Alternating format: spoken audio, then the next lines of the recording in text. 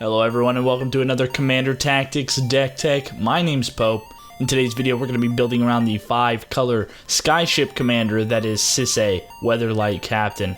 Getting a new iteration for Sisay had me very excited, and her activated ability is nothing to scoff at. For only 2 and white, Sisay is a 2/2 human soldier that gets +1/+1 for each color among other legendary permanents that you control. Then for Wooburg, we can activate Sisay and search our library for any legendary permanent with CMC less than Sisay's power and put it straight onto the battlefield. A few quick rule notes here: Sisay can only get a maximum of +5/+5 for the colors among the legendary permanents that we control. If 2 different legendaries have black mana in their casting cost, for example, she doesn't get +2/+2, she only gets the +1 for the black color. And second, with Sisay's activated ability, we can only get legendaries less than her power, not equal to. This is a common misconception that you can get less than or equal to, but it's easy to overlook that. Breaking down this deck, we're going to be leaning into the historic subtype, seeing as that synergizes exceptionally well with all the legendary permanents we're going to be playing. We're going to have a full cast of legendary creatures to bring big value and answers to the table whenever we need them, and then we're going to keep abusing Sisay's ability to tutor out big legendary permanents. And our budget for this 5-color fiesta is coming in just under $100. But that's enough chit chat. Let's dive in, taking a look at the historic spells we're running to pump up Sisay, starting with Joyra, Weatherlight Captain, Wrath Capuchin, and Tashar, Ancestor's Apostle. Joyra, Weatherlight Captain, a card draw engine. Whenever we cast a historic spell, we're going to get to draw a card, and again, almost every spell in this deck is legendary, so we are going to capitalize on her greatly. Wrath Capuchin is going to let us flash in our historic spells, so any creatures, enchantments, anything that's legendary, we can flash it in with him on the field.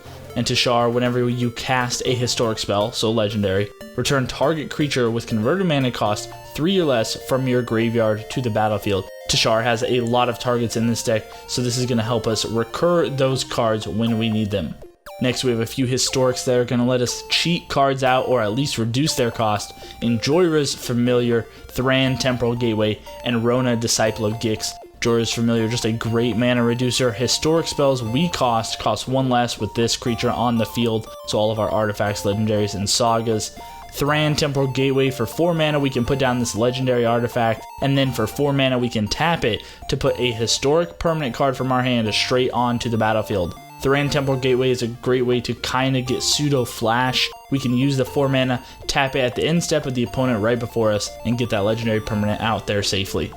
And Rona Disciple of Gix. When Rona Disciple of Gix enters the battlefield, you may exile a target historic card from your graveyard. Then we can cast non-land cards exiled with Rona, and for 4 mana we can tap it and exile the top card of our library.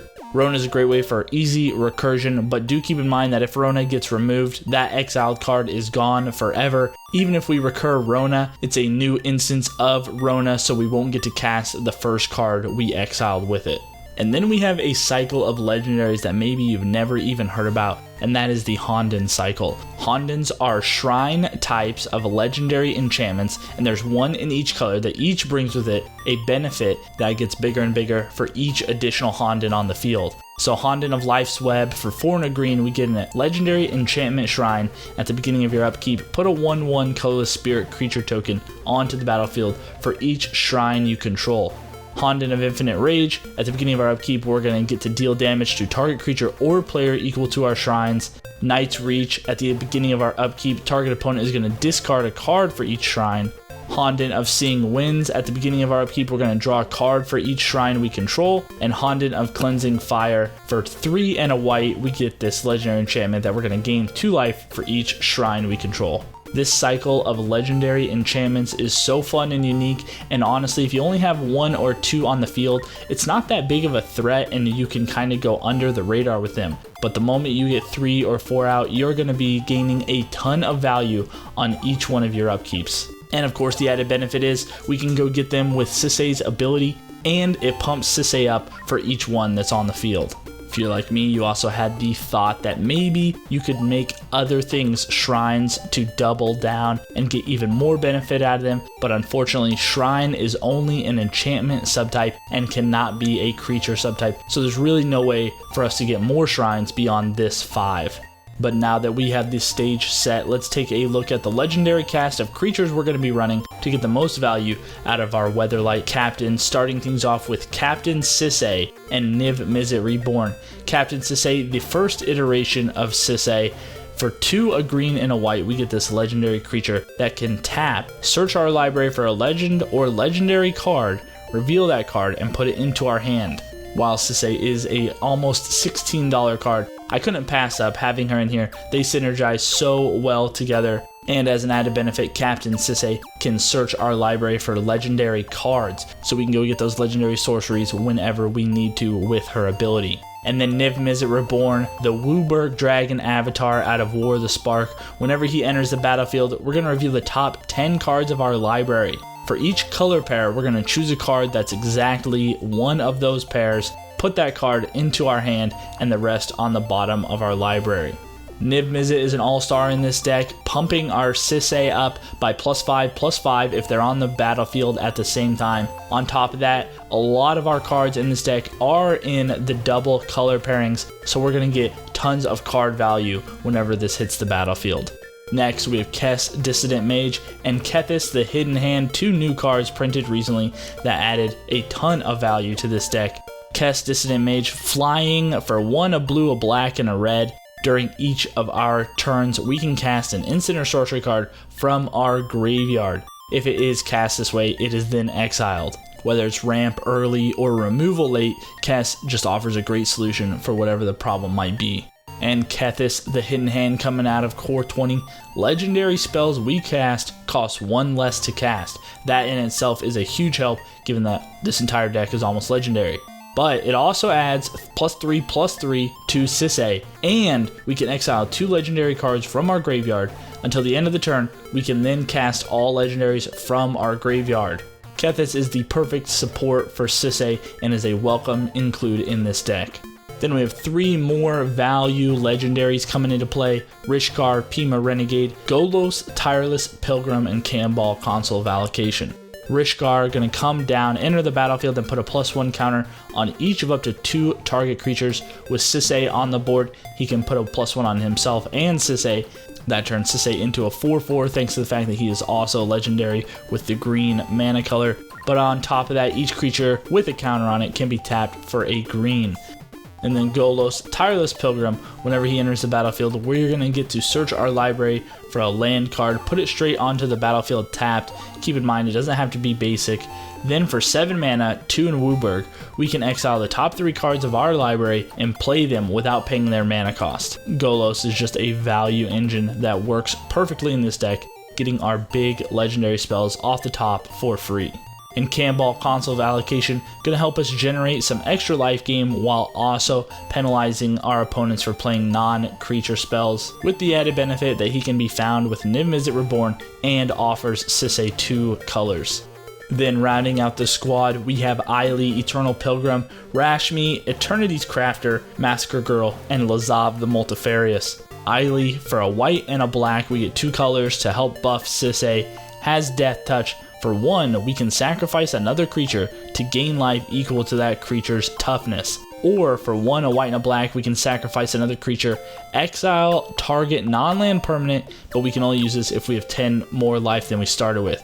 A great value card to have early game and helps pump up our Sisay. Rashmi, Eternity's Crafter. Whenever we cast our first spell each turn, we can reveal the top card of our library. If it's a non-land card with converted mana cost less than that spell, we can cast it without paying its mana cost. And if you don't cast the revealed card, we get to draw it at least. So this card's floor is we get to draw a card, and the ceiling is we are casting a ton of stuff off the top of our deck for free. Massacre Girl, the legendary creature board wipe, has Menace. Whenever it enters the battlefield, each other creature is going to get -1/-1 until the end of turn, and whenever a creature dies this turn, each creature other than Massacre Girl gets -1/-1 until the end of turn. And lastly, we have Lazav the Multifarious, the new Lazav from Guilds of Ravnica. For only a blue and a black, whenever Lazav enters the battlefield, we're going to surveil 1. We can look at the top card of our library and then put it back or put it into our graveyard. Then for X mana, we can make Lazav become a copy of a target creature card in our graveyard, where X is that creature's converted mana cost. Then if we ever want to switch it to a different creature in our graveyard, Lazav retains the ability that we can activate again and make it become a different creature. Along with so many great legendary creatures, we're going to be casting a full arsenal of additional legendary spells. So let's take a look at them now, starting off with Unscythe, Killer of Kings, Blackblade Reforged, and Sword of the Animist. These 3 equipment spells are going to come down, we can put them onto Sisay, and it will pump her up even higher, allowing us to tutor out bigger and better permanents. Unscythe, Killer of Kings, costing a blue, 2 black, and a red, so that the 3 colors gonna pump our Sisay by +3/+3. Then if we equip it, gonna give her +3/+3 in first strike, and whenever she deals damage to another creature, if that creature dies this turn, we can then exile it from the graveyard and create a 2/2 black zombie. Blackblade Reforged for only 2 mana. Equipped creature is going to get +1/+1 for each land we control, and we can equip it to a legendary we control for only 3. Blackblade Reforged may very well be the best card in this deck, working so well with Sisay and enabling her to tutor out the biggest and best creatures, permanents that we want when we need them. And lastly, Sword of the Animist, another legendary equipment, gives the equipped creature +1/+1, and whenever the equipped creature attacks, we get to search for a basic, put it onto the battlefield tapped. So a super strong ramp equipment that we can get out using her tutor ability if need be. Next, we have a couple legendary enchantments with Journey to Eternity and Hadana's Climb. Journey to Eternity is going to help protect our Sisay. Whenever the enchanted creature dies, we're going to return it to the battlefield under our control. Then we get to transform Journey into Atzel, Cave of Eternity, tap for any color of mana, and we can pay 5 mana, 3 a black and a green to return a creature from our graveyard straight to the battlefield. And then Hadana's Climb at the beginning of the combat on our turn, we can put a +1 counter on a target creature we control. Then if that creature has 3 or more counters on it, we're going to transform it into Winged Temple of Erazka, tap for any 1 color, then for 1 a green and blue we can tap it, target creature we control gains flying and gets +X/+X until end of turn, where X is its power. Hadana's being able to pump Sisay is great to help us tutor out our bigger stuff, but also if we do transform it into the Winged Temple of Erazka, this will enable us to have either 1, an additional mana source, or 2, one of our optional win cons, which is Voltron. If our Sisay is already at 8, 9, 10 power, we can use Winged Temple. It could produce enough damage from 1 swing with our commander to outright kill opponents with our commander damage. With all the equipments and buffing we have in this deck, Voltron is absolutely one of our possible win conditions. Next, we have 3 Planeswalkers, all legendary of course, gonna come down, buff Sisay, but a quick note here, there are a lot of options for Planeswalkers you could run in this deck, and even move this deck towards a Planeswalker heavy focus. I encourage you to look around, or maybe just use what you have at your disposal. The 3 additions I like are Ashiok, Dream Renderer, Garruk, Curse Huntsman, and Jiang Wildcrafter. Ashiok for only 3 mana enters the battlefield with 5 loyalty. Spells and abilities your opponents can't allow them to search their library. This turns off all those tutors and fetch lands, but for -1 we can also make target player put the top 4 cards of their library into their graveyard, then exile each opponent's graveyard. Depending on our position, there's a real world where we might target ourselves with the mill, depending on if we got Kethis or something along those lines in hand ready to go, but just denying our opponents the ability to search their library is so strong. Garruk, Cursed Huntsman out of Throne of Eldraine, one of my favorite new Planeswalkers, comes down. We can zero him out to create 2 blockers, 2/2 black and green wolf creatures that are going to put additional loyalty counters on him, or we can use him for removal and a card draw, and then if we get him to -6, we could -6 him to give all of our creatures +3/+3 and trample. And then Jiang coming in with 3 loyalty counters. Each creature we control with a +1 counter on it has tap, and we can add a mana of any color, and for -1 we can put a +1/+1 counter on a target creature. Jiang is going to provide Sisay with +1 just for being a legendary with a color, and then he can give her an additional +1 counter and allow her to tap for mana. Next up, we have 3 legendary sorceries with Urza's Ruinous Blast, Kamal's Druidic Vow, and Primeval's Glorious Rebirth. Urza's Ruinous Blast for 4 and a white, we can exile all non-land permanents that aren't legendary. Now, almost all of our permanents are legendary, so we should benefit the most off of this. Kamal's Druidic Vow, we can put X into it and then look at the top X cards of our library and put any number of lands and or legendary permanents with converted mana cost X or less from among them onto the battlefield. Early game, if we're struggling for land drops, Kamal is going to come in, let us dig to find those land drops, and put any permanents onto the board, and late game it can be just a finisher if we're able to put a bunch of mana into it and get all those legendaries into play for free. and Primeval's Glorious Rebirth for 7 mana. We're going to return all legendary permanent cards from our graveyard to the battlefield. This is one of those cards where early game it feels pretty bad to pick up, but late game it is fireworks. If we have a full graveyard, we're going to bring everything that's legendary back to the battlefield, get tons of triggers and effects, and be able to dominate the game. And the very last card I wanted to bring up for this deck, Fires of Invention. This card is making waves in different formats around Magic, but for this deck, it is a perfect include. For only 3 and a red, we get this enchantment that says you can cast spells only during your turn, and you can cast no more than 2 spells each turn. While that first line might sound like a pitfall, what makes up for it is the second line. You may cast spells with converted mana cost less than or equal to the number of lands you control without paying their mana cost. With Sisay and Fires of Invention, we're going to be able to play 2 cards from our hand, then have all of our mana available to activate Sisay as many times as we want and get those legendaries out of our deck straight to the battlefield. With this combo, there's a good chance we're going to be getting 4 to 5 permanents to the battlefield mid to late game every single turn. Now that we've seen most of the deck, let's take a look at what else is inside the 99, starting things off with our removal and control. In this deck, we have 6 to 7 targeted removal spells, 2 counter spells, and 4-ish board wipes, depending on how you want to look at Massacre Girl. With so many legendary creatures, having amazing card advantage in this deck is not going to be a problem. We are going to be having a full grip at all times and being able to cheat in a ton of spells straight from our deck to the battlefield.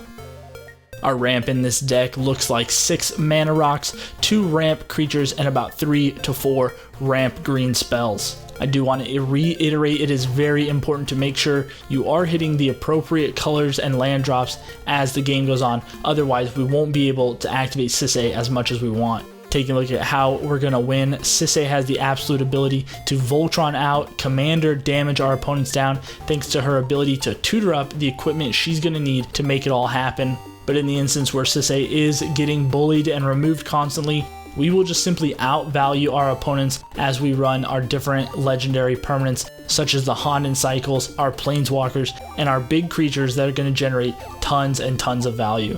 A few budget alternatives to add into this deck: Debt to the Deathless, Tadiova, and Faeburrow Elder. Debt to the Deathless is a finisher. We can get it with Niv Mizzet Reborn if we're able to get him onto the battlefield. Play this for a ton of X and just kill all of our opponents at once. Or if we need it in time of need, it can also help us stay alive and stabilize. Tadiova, Benthic Druid, another legendary creature we can grab with Sisay, offers us life gain and card draw along with pumping up Sisay. And Faeburrow Elder out of Throne Veil Drain gets +1/+1 for each color among permanents we control, and then we can tap it. For each color among those permanents that we do control, we get to add 1 mana of that color to our mana pool. And if you want to add a little heat to the deck, you can add in these upgrades with Ramos Dragon Engine, Muldrotha the Gravetide, and Nicol Bolas Dragon God. Ramos the Dragon Engine is going to help us produce a ton of mana whenever we cast a spell. We're going to put a +1/+1 counter on it for each color in that spell's casting cost. Then remove 5 +1/+1 counters from Ramos to add Progenitus mana to our mana pool. This ability is absolutely insane. If we play a 5-color card, we can put 5 counters on them, instantly remove those counters, and get that 10 mana back. Muldrotha for 6 mana, gonna pump Sisay by +3/+3, and then we're gonna be able to recur 1 of each permanent type from our graveyard to the battlefield. And lastly, Nicol Bolas Dragon God, gonna come in with 4 loyalty. For +1, we can draw a card, and each opponent has to exile a card from their hand or a permanent they control. And then for -3, we can destroy a target creature or planeswalker. And if we're able to get him to -8, each opponent who doesn't control a legendary creature or planeswalker loses the game. All 3 of these upgrades help enable Sisay do the things that she wants to do just a little bit better. But that is going to do it for this legendary value deck. Sisay provides flexibility and the ability to cheat out big spells, which makes for a very powerful commander, but also one that you can have a ton of fun with. What legendaries did I miss? Which ones would you add? With so many options out there, you can personalize this deck to fit your playstyle, but still compete at your table. If you enjoyed this deck tech and want to know when the next video goes live, hit that subscribe button, hit that like button. A new deck comes your way every Friday at 9 a.m. Central. If you're a Twitter user, you can head over there, drop us a follow at EDH Tactics. Thanks so much for watching, and we'll see you guys for the next one.